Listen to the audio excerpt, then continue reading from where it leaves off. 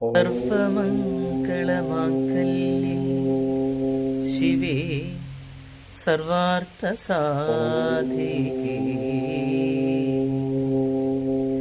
ശരണ്യേ ത്രയംബകേ ഗൗരി നാരായണീ നമോസ്തുതേ.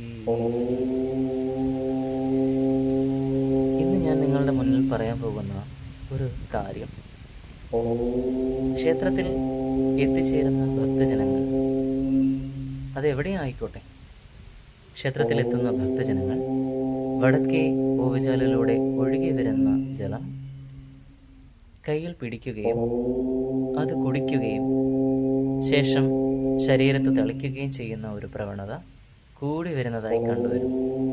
ശരിക്കും നിങ്ങൾ ആ ചെയ്യുന്നത് വളരെ തെറ്റാണ്. നമ്മൾ ക്ഷേത്ര ദർശനത്തിലൂടെ ആർജിച്ചെടുത്ത പോസിറ്റീവ് എനർജി അതിലൂടെ നഷ്ടപ്പെടുകയാണ് ചെയ്യുന്നത്. ശരിക്കും അതിലൂടെ ഒഴുകി വരുന്ന ജലത്തിന് നെഗറ്റീവ് എനർജിയാണ് ഉള്ളത്.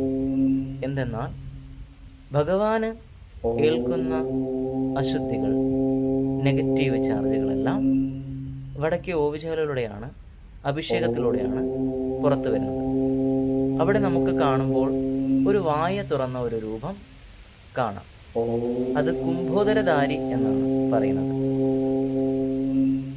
ഭഗവാന്റെ അശുദ്ധികളെ ഈ കുംഭോദരധാരി വിഴുങ്ങുന്നതായാണ് സങ്കല്പം. അതുകൊണ്ട് തന്നെ ആ ജലം ഭൂമിയിൽ പോലും വീഴാൻ പാടില്ല എന്നാണ് സങ്കല്പം.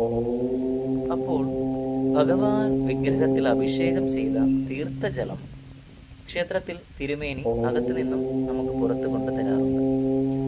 ആ ഔഷധം നിറഞ്ഞ തീർത്ഥം മാത്രം സേവിക്കുക. അതിലൂടെ നമ്മുടെ രക്തശുദ്ധീകരണം ഉണ്ടാവുകയും ശരീരത്തെ ശുദ്ധീകരിക്കുകയും ചെയ്യും.